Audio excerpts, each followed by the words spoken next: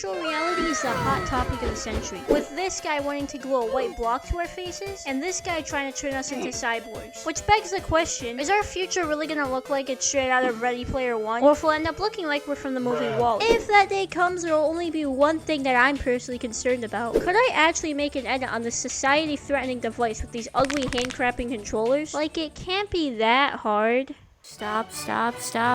I can't see. Oh no, I just got rid of the footage. No, it's not working. It's just not. I'm gonna go insane. So I'm gonna find out the real potential under the hood of this VR. And if we can really cook a masterpiece on it. But before we could do any of that, I needed to figure out how to download After Effects, aka the best software to get the best quality, effects, and the easiest to use. And of course, that's just in my opinion. On to this VR. My first thought was to download it, but judging by whatever those VR specs are, compared to After Effects' minimum requirements, yeah, that was just not gonna work.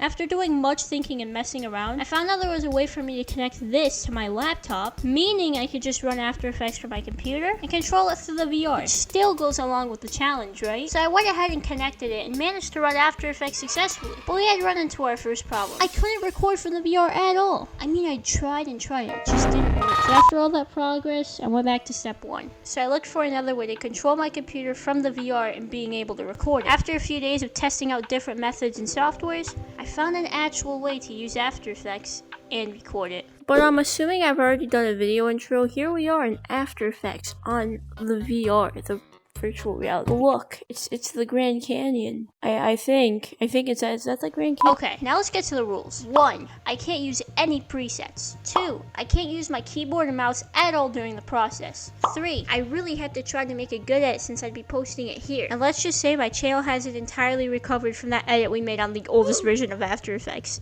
So I can make it real tiny, and I can make it real big. Whoa. So I started by importing my audio I'd made earlier, and began marking beats, which wasn't the hardest thing in the world until I found out the damn audio had 40 beats, meaning I have to cut up 40 fucking clips. After spending 20 minutes doing that, I went ahead and added in the intro clip. The edit that we were making today was a film edit of Walter White, with the intro being that one clip where he goes, "Say my name." As I was beginning to cut up the clips, I realized that none of my keyboard shortcuts wanted to work. The problem was that I had a shitty keyboard invented by these jackasses without a control button or an alt button there. I tried looking up how to change the keyboard, it was impossible. Or if I could just change the shortcuts on After Effects to something that would work. But let's just say the VR had different plans for me, cause no shortcuts would work at all. So I found another way to do so by doing this. Edit, split layer.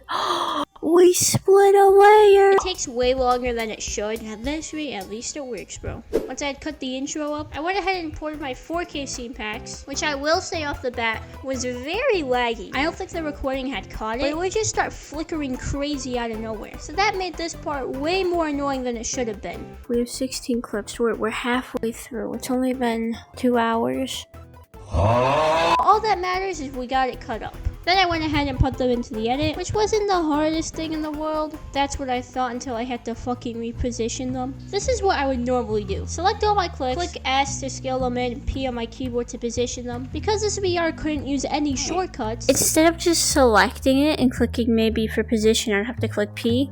Yeah, doesn't work. S, U, nothing works. So I have to go down here. I have to look for position and then just drag them around. I have to do that for every single clip. I love my life. I had to do that individually for about 40 clips, and let's just say I didn't have any sanity left in me by the time I was done doing that. From now, we were about halfway done with our edit. Before you say that was faster than you thought, at this rate, that was 4 hours of editing that I covered in about 3 minutes. Our next step was to finish the intro with some text. I kept it basic, but still pretty clean with some basic film-style text. And this text, I made all the effects myself using no presets. The only presets that I did use was the fade up and the fade out effects defaultly made by After Effects. Because who the hell knows how to make that shit on their own? Another extremely annoying thing was undoing stuff. I personally undo things way too much. The way how I normally used to do it on my keyboard is just by clicking Control Z. But on the VR, if I went to undo something, because the shortcuts didn't work, I had to go up here and then carefully click on the undo thing. Probably doesn't seem that hard watching, but trust me, this was a real pain in the ass. But now here's where it gets interesting. We had to make the zooms. I was not looking forward to this step at all. And the reason for that isn't because of the 40 clips we had, or because I couldn't stretch the keyframes, or because of the long draining way I had to go to copy and paste the effects. It was because at this rate I had been editing for 6 hours straight, with probably 20 minutes combined of short breaks I took. And since I had been clicking and holding on to these uncomfortable controllers for so long, I couldn't even feel my fingers anymore. Now I'm the type of person that when I start something, I finish it in the same sitting, but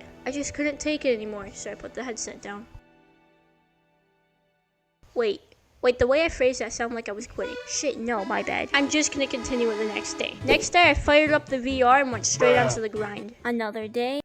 Another slug. I forgot to save the edit project from yesterday. That would have been crazy. First, I started with basic Twixtor and Blomer curves, but when it came to the graphs, as somebody with the opposite of steady hands, this was really driving me mad. This I hate this. And that wasn't even the worst part. After I spent so much more longer than I should to just copy and paste it to the next clip, I couldn't stretch the keyframes like this. So I had to individually move each one just for the freaking graph to get messed up. After spending like however long that is, all we have to do now is just add some final touch-ups like the panning, the color correction, a few ghost effects here and there, a couple of quick watermarks, and of course my main watermark. Shh, nobody will ever know. Oh shit. And now, after I wasted another 3 minutes of my life looking for the damn render queue button, it was time to export it. 6.5 hours later. Okay, so the edit just finished rendering about a couple hours ago. I put it through Topaz and I upscaled it a little bit, but I have not watched it at all.